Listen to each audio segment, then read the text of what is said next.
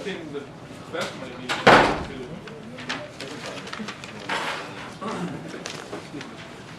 yeah, put it over here. Is Andrew Weiner here? No? Is Ying Wang Ying here? No? Is Ying Qiu Li here? No? Zhu Ting Li? Okay.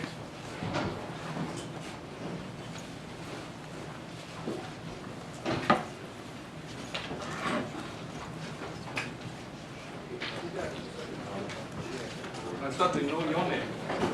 In one of Guzman, you are Georgie Eli, Elia. And you are Lee, right? What is your name? What? Eric Galang. Okay.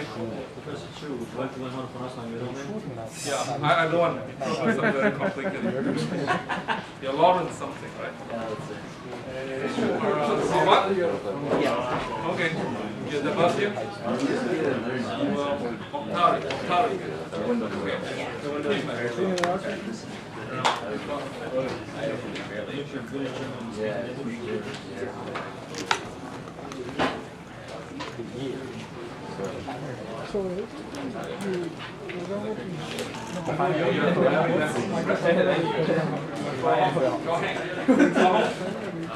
What's your name? Michael Shola. Oh no, it's not like those single chip boards. It's a simulator. I don't know. It's kind of like How much is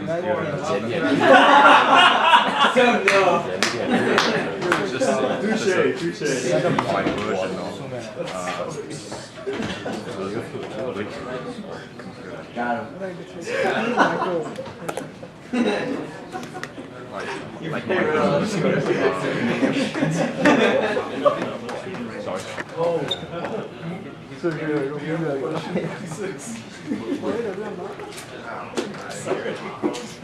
Sorry.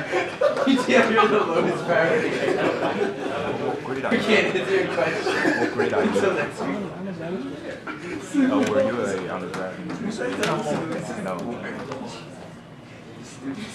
Okay, don't worry if you didn't do well in the last attempt. I wouldn't have done well too. So it's quite difficult and a lot of algebra and arithmetic. Yes? Oh, you want more paper? Yeah. Okay, I can ask them to provide you with more scratch Because paper. if they can, I'll just go and bring a stack. Okay. I can ask them to bring you a stack Staples. A stack from staples.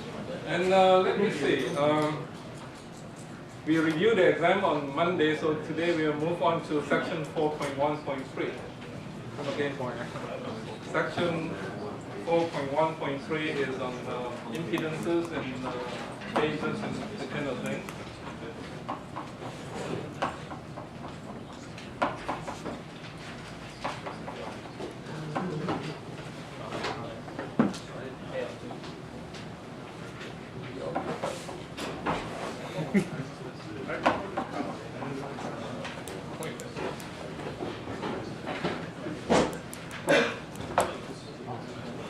Okay, we are talking about impedances and Phasor method, and continue with that.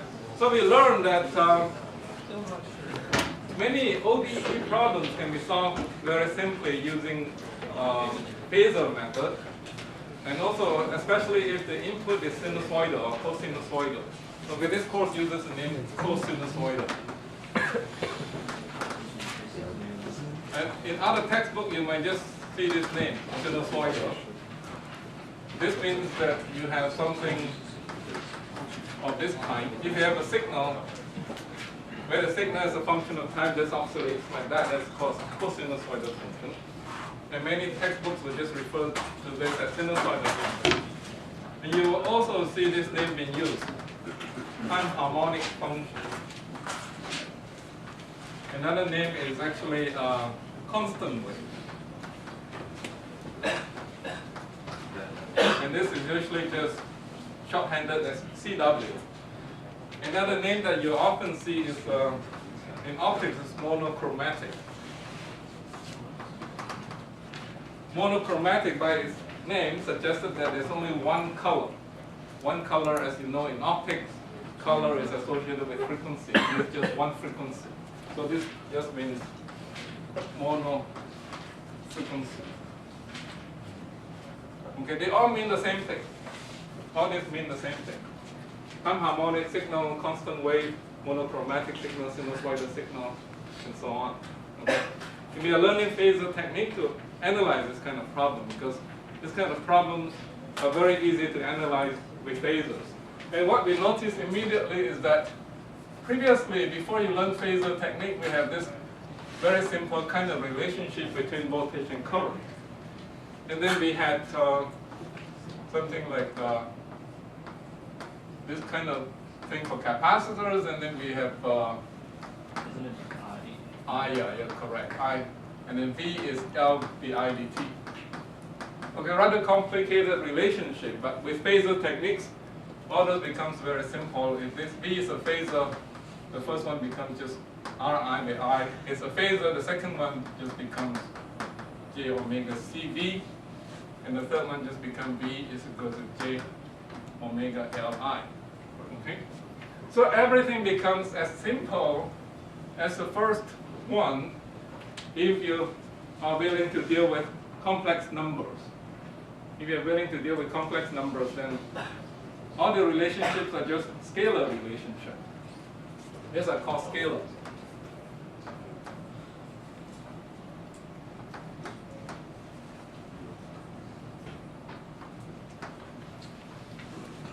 And because of that, we define something called an impedance, where this impedance can be a complex number, and it's used to relate any two phasors, voltage and current. And this makes this relationship as simple as this one over here. So you don't have to worry at all about these two other relationships. Okay?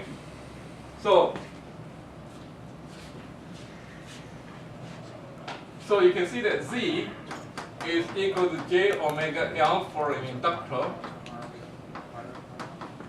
Okay, because I can write this equation as V equals to, I can call this Z. Okay, Z is just equal to J omega L. And then the second equation, I can write I is equal to Z inverse times B. There's actually another name for Z inverse. What is the name for Z inverse? It's called the, anybody? For resistor, what is the inverse of a resistor?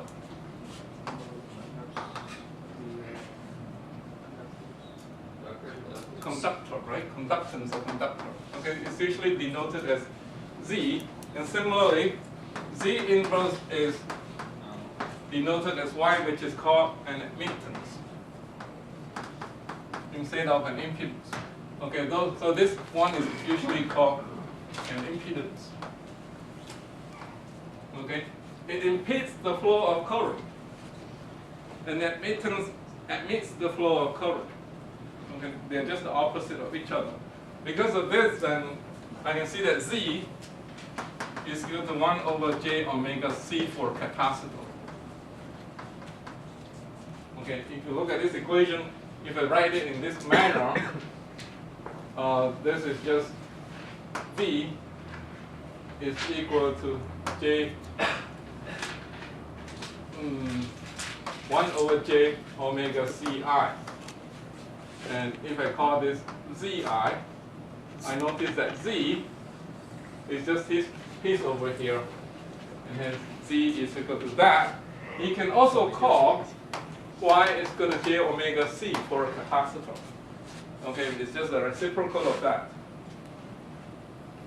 And then you can write KVL and KCL just as easily as what you have done for this wall. Before you did phasors, you know how to write KCL and KVL. You can do the same thing with phasor techniques. And some of you might wonder what it means actually to say that I is equal to j omega CB. Okay? What it means here is that if this is a cosinusoidal function, okay, what would I be? It's 90 degrees out of phase if you multiply a phasor by plus j, and originally was cosinusoidal. What would it do to this I? Would be sine of omega t with a minus sign out front, okay? Because minus j makes it into a sine, a plus j makes it into a minus sign. What it means is that in the time domain, they are actually cosinusoidal versus sinusoidal. In the phasor world, they're just 90 degrees out of phase with respect to each other. Something that's 90 degrees out of phase with respect to each other in the phasor world means that they are sines and cosines. This is 90 degrees out of phase with this one. And then you want to think more about this, then it's the same thing. Okay, it's the same thing. I can rewrite that equation and say that B equal to J omega Li.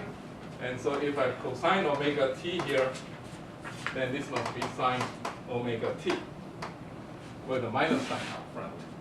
Or you can revert this equation and say that V is equal to 1 over j omega ci plus minus j over omega ci. Okay? So if this is cosinusoidal, what would this be? You know what minus j does to a signal? Minus j transforms a cosinusoidal signal into a sine signal. Okay? So this must be that. So you might wonder why those signals are 90 degrees out of phase. Those signals are 90 degrees out of phase for very good reasons.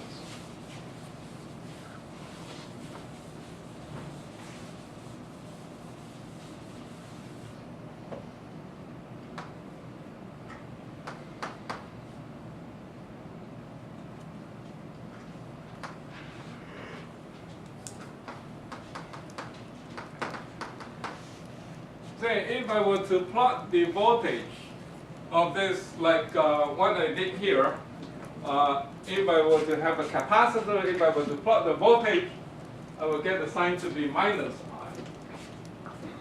So if I were to plot this to be a cosine, omega t, this would be a sine omega t. Okay, so if I were to plot the current, I of t as a function of time, as a cosine, and then the voltage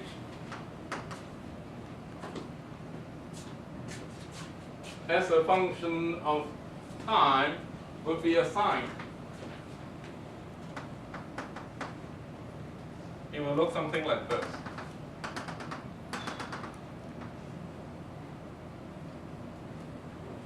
Okay, they will be 90 degrees out of phase with respect to each other. And which is understandable, which means that if I turn on the voltage, okay, there would be followed by a current flow in the capacitor, not immediately following the voltage. But as I diminish the voltage, okay, then there is a negative current that flows. Because if I diminish the voltage, I'm allowing the capacitor to discharge. Because the capacitor can discharge, it gives a negative current. Okay? And if I keep lowering the voltage until it's negative, then I'm diminishing the negative current that comes out of the capacitor. That's why these two are 90 degrees out of phase. You can go through the same physics too for the inductor. The inductor is something that in the beginning, it has a reluctance to let current to go through. It's very reluctant to let current go through. But if you were to switch off the voltage, the current sustains itself. So if you were to switch off the voltage, there will be a continuous current that flows. Okay, so if you plot the two things, will be 90 degrees out of phase, but in the opposite direction because of the reluctance of an inductor to let current go into it. And after you switch off the voltage, the current sustains itself due to the induction effect, due to Faraday's law. Okay, so it's just the opposite of what a capacitor is. And these are the detailed physics as to why they're 90 degrees out of phase. But let's do some examples.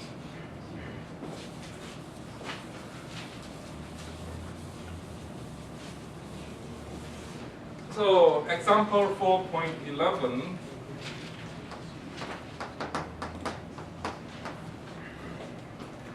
Well, you're given the circuit. How did this become this? 2 cosine of 2t amp flowing in this current source. And then you have a capacitor of half a farad. And then you have a resistor there. And then you have an inductor of half a Henry, 2 ohms. So you have to solve this problem.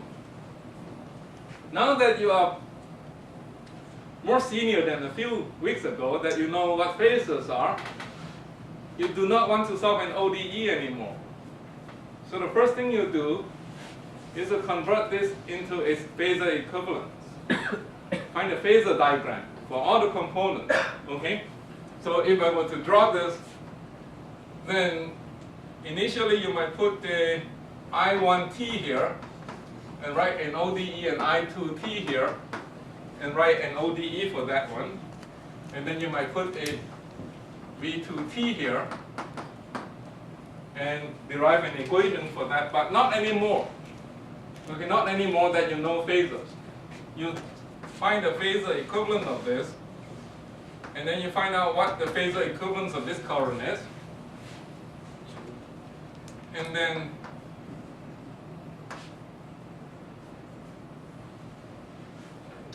you have this diagram. And instead of putting I1 there, or I2 there, sorry, I1 is this one over here. You say there's an I1 phasor flowing down here, and then there's an I2 phasor flowing there. There'll be 2 ohms, but instead of putting in farads and Henry, you put down the impedances for all these elements. Okay, if it's a Henry, how do you find its impedance? You go back to using this formula for an inductor. Okay, then this thing should be J, and you figure out what omega is. Everything has to be at the frequency of the driving source. What is omega? 2.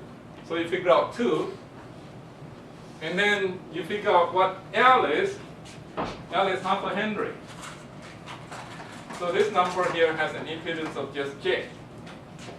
And then over here, you have to use the other formula, which is 1 over J omega C. Omega is 2. So this would be equal, if you want to write it with the J on the numerator, you would write it like this. Okay, omega is 2, farad is half, so this is just minus J. Everybody get that? That impedance is just minus J. Okay? Now you can solve this problem as if you don't know anything about ODEs anymore. You can solve this problem as if pretending that everything behaves like a resistor network, except that all the resistors are now replaced with impedances Z, which can be a complex number. So you can go about solving this problem quite readily. Okay, so I write down KCL. KCL applies to phasors, as can be proven easily. Okay, I can write down KCL, and then the first 2 KCL says that this thing, what is the phasor representation of this thing? This is cosine 2t. The phasor representation, the phasor form of this is just yes? So you have 1 over JWC for like the impedance of the capacitor, right? Right. So we had 1 over J times omega, which was 2, and the capacitance was 1/2. So Right. we get 1 over J. So is 1 over J the same as negative J? Right, right. Okay. 1 over J is the same as negative J. How do I prove that? Well, j squared is -1, right? J times j is -1. Divide the whole equation by 1 over j. This implies that j is equal to 1 over j. Okay? So 1 over j is -j. Or j is 1 over j negative. Okay?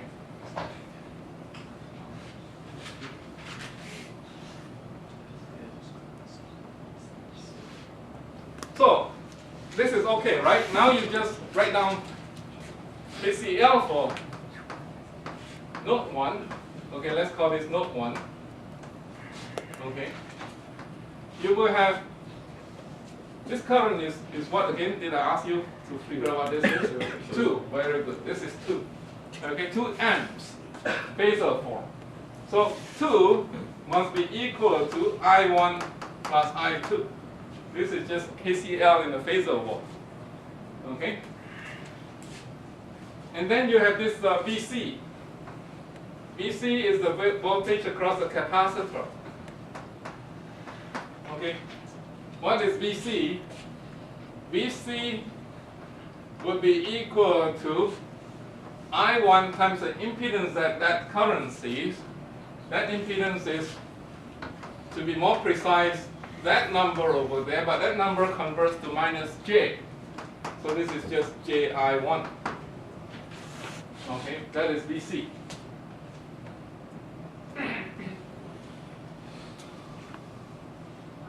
But VC is also equal to, by Kirchhoff's voltage law, this voltage drop plus this voltage drop. But pretending that everything is a resistor network now, but remembering that things can be complex number. So VC is this voltage drop plus this voltage drop, and that voltage drop is I2 times 2 plus then I2 times J, because this impedance that it sees is just J. So that is another formula for VC. Okay? So we have enough equations and enough unknowns. So I can replace this with -JI1. Okay, so equation 2, equation 1, 2 equations, 2 unknowns, and then I can solve. Okay?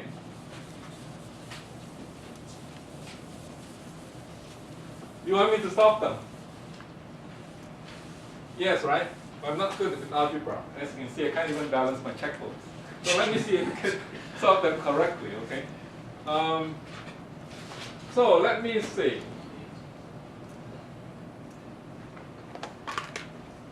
So this equation just says that I1, if I look at this equation, it says that I2 into 2 plus J minus JI1.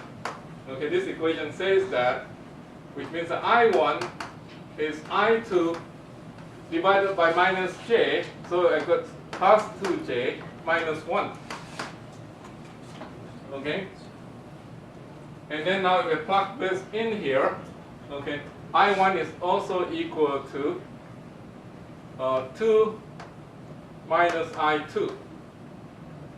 Okay, so if I work this equation out, I get I2 times 2J equals 2. I2 equals minus J. Let me see if I get it right. Yeah, I got it right. I2 equals minus J. Okay? Do you see the arithmetics that I went through here? These are all complex arithmetics. Okay? I1 then is just 2 minus I2, which is 2 minus I2, which is J. Okay? And then you can figure out what V capacitor is. V capacitor is minus JI1, which is minus 2J plus 1. Because this is equal to, from this equation, minus JI1. Okay? So I figure out I1, I2, and V. Okay, the next thing is the laborious part, to convert them back into the time domain. Okay, you want me to convert them back to the time domain? Yes. Yes, okay, I'll do that. Hopefully without making any mistakes. Okay, so the thing is that the rule of thumb is this: I1t is real of I1 e to the j omega t. So this is the golden formula that you should remember, how you go from the phasor world to the real world. Okay, so to convert this back to the time domain and apply that formula, and let me see if I can apply that correctly. So, but one thing for sure, this is in polar form. So it's a lot easier to convert this into a polar form. So you find its magnitude and its phase.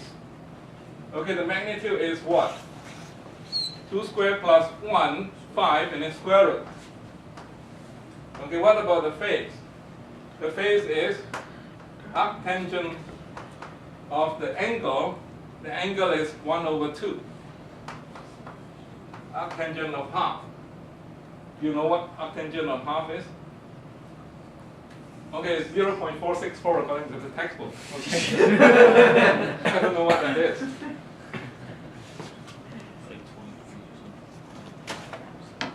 So you figure out what I1 is. I1, with the help of a calculator, is j times 0.464. Okay, that is in radians. And then you convert this to the back to the time domain. You multiply this by e to the j omega t and take the real part. I'm going to take a shortcut here. Okay, plus 0.464. I'm going to take a shortcut and just write that down. And omega equals 2 in this problem. Okay, this is in terms of amperes.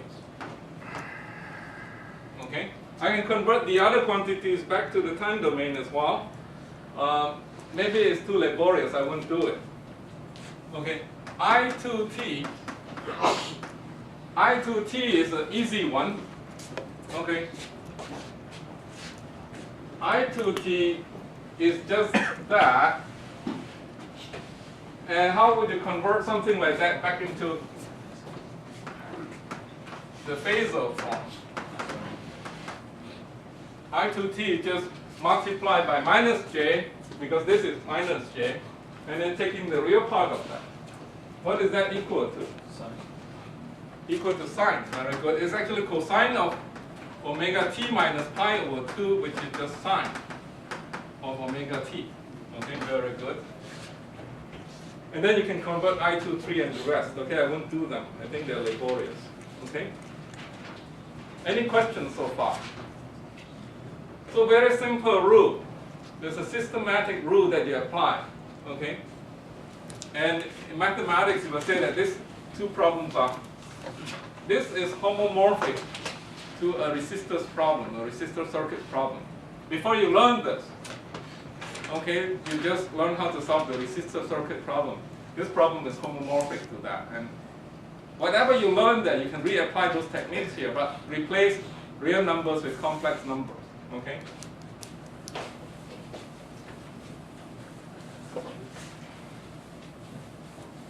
Let's see. So what are the procedures? Procedures are, well, write down your Phasor circuit. If you're given a traditional circuit, find the Phasor equivalence, the Phasor form of the circuit. We learn how to do that for that very simple circuit. Okay? Apply your KBL and your KCL. You can do node voltage method as well as the loop current method, just like before. You can apply KBL and KCL just like before. Okay? No mystery there. And then solve equations. This part you have to be careful. You have to be skillful. You have to be able to deal with complex numbers.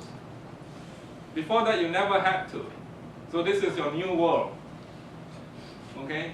You have to deal with complex numbers. You have to take reciprocal of complex numbers, and you have to learn how to convert them back and forth between polar form and Cartesian form. So try to be very skillful with that. And then translate back to time domain. Usually this means that you go back to time harmonic form, or you go back to cosinusoidal form, or you go back to monochromatic form, cosinusoidal.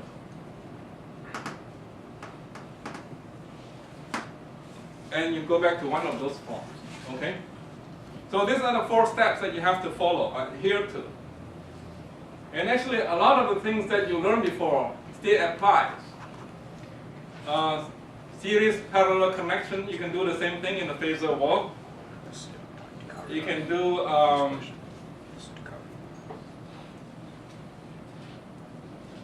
do current and voltage divider. Maybe I just write them down. Okay.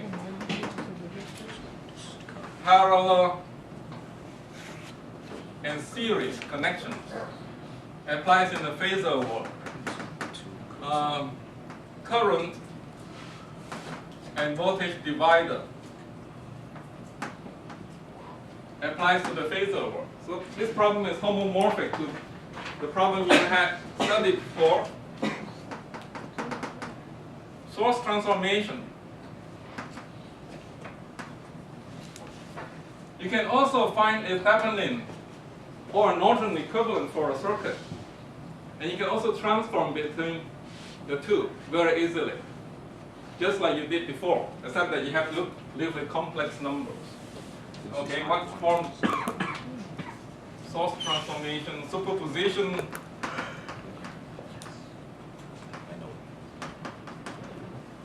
Principle of linear superposition still applies. And then you have Thevenin and Norton equivalent, just like before.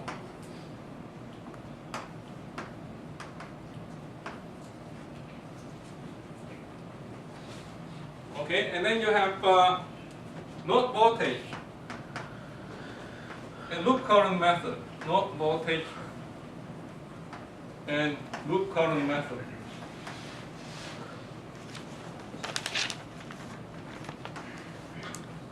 So all these things that you have learned for resistive network works for the phasor network. Okay? So, but you have to hold your bearing straight. Hold your compass straight so that you know that you're dealing with complex numbers. And you have to learn how to manipulate those complex numbers well. Okay, let me see how much time I have left.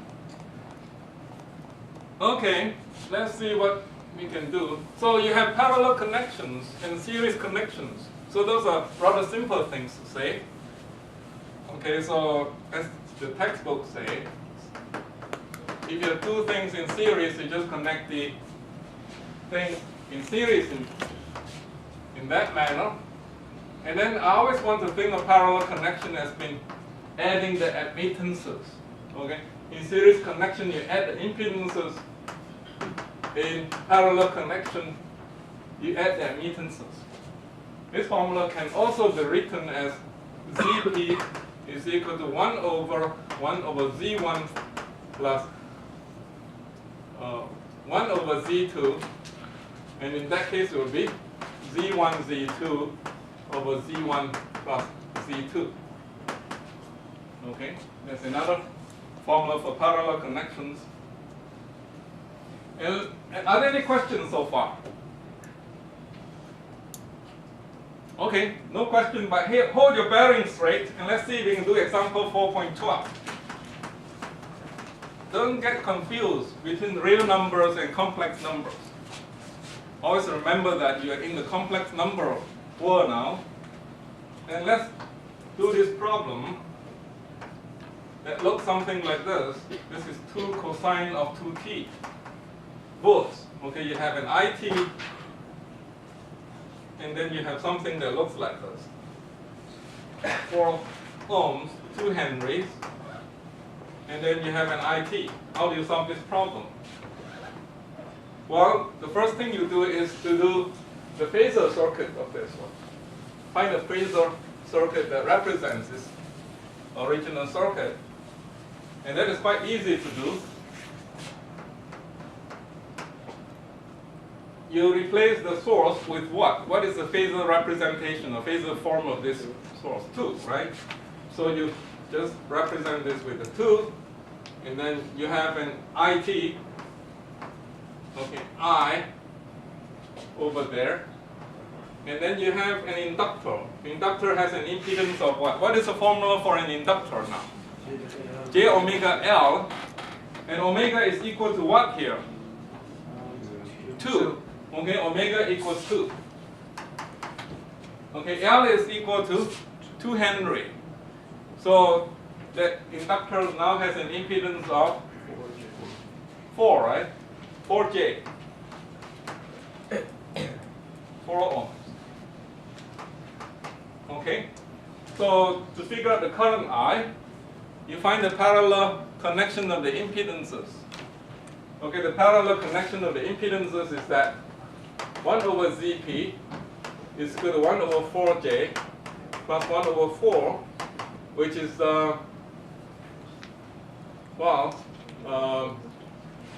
what is this? This is minus J plus 1 divided by 4. Okay? So if you take the reciprocal of this, then it's 4 divided by 1 minus J. And how do you take the reciprocal of a complex number? You multiply the denominator by a complex conjugate. If you have something like this, in order to find its reciprocal, there's a trick. You multiply by the complex conjugate in the denominator and do the same thing to the numerator. Then the denominator becomes a squared plus b squared, and the numerator is in the Cartesian form. If you do likewise to this number over here, you should have 4 into 1 plus j divided by a squared plus b squared here would just be equal to 2.